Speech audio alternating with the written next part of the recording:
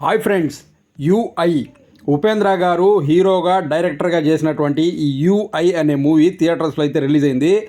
So ఈ movie ఎప్పుడెప్పుడు release అవుతుందా, థియేటర్లకు వెళ్ళి చూడాలా అని చెప్పేసి చాలామంది అయితే ఈగర్గా వెయిట్ చేస్తూ ఉన్నారు. ఎందుకంటే ఉపేంద్ర గారి డైరెక్షన్ అంటే, ఆయన స్టోరీ అంటే కొంచెం డిఫరెంట్గా ఉంటుందన్నమాట. దానికి ఎగ్జాంపుల్సే ఇంతకుముందు ఈయనకు వచ్చినటువంటి ఏ అనే సినిమా, ఉపేంద్ర అనే సినిమా, ఓం అనే సినిమా. సో ఇటువంటి సినిమాలన్నీ తీసిన తర్వాత మళ్ళీ చాలా రోజుల తర్వాత ఈయన డైరెక్షన్లో మూవీ వస్తుందంటే చాలామంది ఈగర్గా వెయిట్ చేశారు ఈ మూవీ చూడాలని. సో ఫైనల్లీ థియేటర్స్లో అయితే సినిమా రిలీజ్ అయిపోయింది. ఈ మూవీ నేను కూడా థియేటర్కి వెళ్ళి చూశాను. మూవీ చూసిన తర్వాత ఎలా ఉంది అంటే నాకు అర్థం కాలేదు సార్. సో ఈ మూవీ స్టార్టింగ్లోనే మనకు ఉపేంద్ర గారు ఒక డిస్క్లైమర్ అయితే ఇస్తారు, అంటే ఒక హెచ్చరిక ఇస్తారు. మీరు కనుక తెలివైన వారైతే ఇప్పుడే థియేటర్ నుంచి బయటికి వెళ్ళిపోండి, లేదా మీరు కనుక మూర్ఖులైతే ఈ మూవీ లాస్ట్ వరకు థియేటర్లో కూర్చొని చూడండి అనేసి ముందే చెప్పేస్తారు. ఇలా ఎందుకు చెప్పారు అన్నది మనకు మూవీ చూసిన తర్వాత లాస్ట్లో అయితే అర్థమవుతుంది. సో ఇక మనకు మూవీ స్టోరీ ఏంటి అనేసి కనుక చూసుకున్నట్లయితే, ఈ మూవీలో ఉపేంద్ర గారే హీరోగా డైరెక్టర్గా ఒక మూవీ తీసుంటారనమాట. అక్కడి నుంచి మనకు మూవీ అనేది స్టార్ట్ అవుతుంది. ఆ సినిమా థియేటర్స్లో రిలీజ్ అవుతుంది. రిలీజ్ అయిన తర్వాత దాన్ని చూసిన చాలామంది ప్రేక్షకులకి పిచ్చెక్కిపోతూ ఉంటుంది. చాలామందికి ఏ మూవీ తీశాడనేసి అర్థం అవ్వకుండా ఉంటుంది. చాలామంది ఈ మూవీని బ్యాన్ చేయాలని చెప్పేసి గొడవ చేస్తూ ఉంటారు. సో ఎవరైతే మూవీ రివ్యూస్ ఇస్తూ ఉంటారో రివ్యూ రైటర్లు, వాళ్ళకు కూడా అర్థమవుతూ ఉంటుంది అనమాట ఏమనేసి రివ్యూ ఇవ్వాలి ఆయన తీసిన మూవీ గురించి అనేసి. సో అటువంటప్పుడు ఒక రివ్యూ రైటరు ఈ స్టోరీ అసలు ఈ హీరో ఏ విధంగా రాసుకున్నాడు, అసలు ఏమని దీన్ని తీయాలనుకున్నాడు అనేది మనం ఎలా అన్నా తెలుసుకోవాలని చెప్పేసి హీరోని వెతుక్కుంటూ, అంటే ఉపేంద్ర గారిని వెతుక్కుంటూ ఆ రివ్యూ రైటర్ వెళ్తాడు. ఆయన వెళ్ళిన తర్వాత అక్కడ ఆయనకి హీరో కనిపించడు, కానీ ఆయన రాసుకున్న కథ మాత్రం దొరుకుతుంది. ఆ కథని ఆయన చదవడం స్టార్ట్ చేస్తాడు.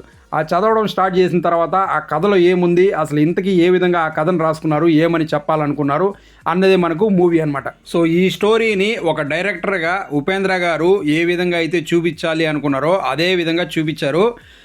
ఒక యాక్టర్గా ఏ విధంగా యాక్ట్ చేయాలి అనుకున్నారో అదే విధంగా యాక్ట్ కూడా చేశారు.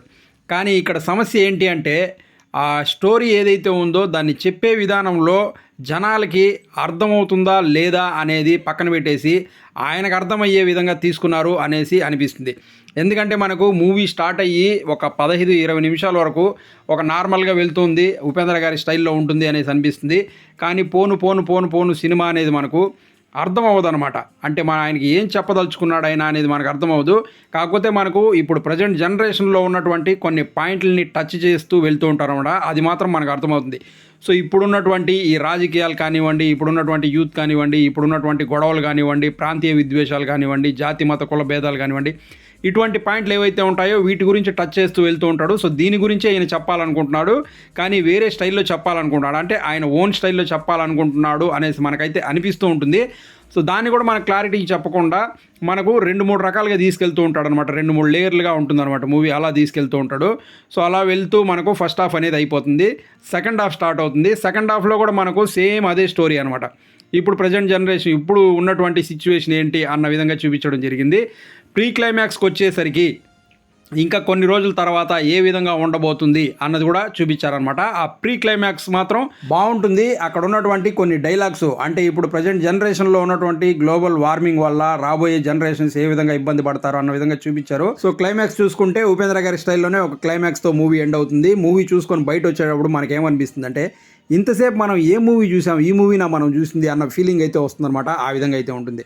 సో మూవీలో ఉపేంద్ర గారి యాక్టింగు, ఆయన డైరెక్షను రెండు బాగున్నాయి. ఆయన వరకు ఓకే అని చెప్పొచ్చు. మిగిలిన వాళ్ళు కూడా వాళ్ళ క్యారెక్టర్స్ వరకు బాగానే చేశారని చెప్పొచ్చు. మూవీకి బ్యాక్గ్రౌండ్ స్కోర్ మాత్రం బాగుంటుంది. సాంగ్స్ అయితే అసలు లేకపోయినా కూడా ఓకే అన్న విధంగా అయితే ఉంటుంది. అలాగే కెమెరా వర్క్ మాత్రం చాలా బాగుంటుంది. మూవీకి చాలా పెద్ద సెట్స్ వేశారు, వాటన్నిటిని బాగా క్యాప్చర్ చేసి చూపించారు. అలాగే ప్రొడక్షన్ వాల్యూస్ కూడా బాగుంటాయి. సో ఓవరాల్గా మూవీ ఎలా ఉంది అంటే, మనకు మూవీ స్టార్ట్ అయ్యేటప్పుడు ఉపేంద్ర గారు ఒక డిస్క్లైమర్ అయితే ఇస్తారు, మీరు తెలివైన వాళ్ళైతే మూవీని థియేటర్లో చూడరు, మూర్ఖులైతేనే థియేటర్లో చూస్తారు అనేసి. సో ఇక్కడ తెలివైన వాళ్ళు ఎవరు తెలుసా, మూవీని థియేటర్లో కాదు ఓటీటీలో వచ్చిన తర్వాత చూస్తారు కదా, వాళ్ళే తెలివైన వాళ్ళు అనమాట. మిగిలిన వాళ్ళందరూ కూడా ఒకటి ఉపేంద్ర గారి ఫ్యాన్స్ అన్న అయి ఉండాలి, లేదా మూర్ఖులన్నా అయి ఉండాలి. సో అది మీరైతే డిసైడ్ చేసుకోండి, మూవీని థియేటర్లో చూడాలన్నా ఓటీటీలో చూడాలన్నా అనేసి. మూవీ అయితే పర్లేదు, 1 టైం వాచబుల్ అనమాట. ఫ్యామిలీతో కలిసి మూవీని చూడొచ్చా అంటే చూడొచ్చు. అభ్యంతర గారి సన్నివేశాలు అయితే లేవు, కాకపోతే డైలాగ్స్ మాత్రం ఉంటాయన్నమాట.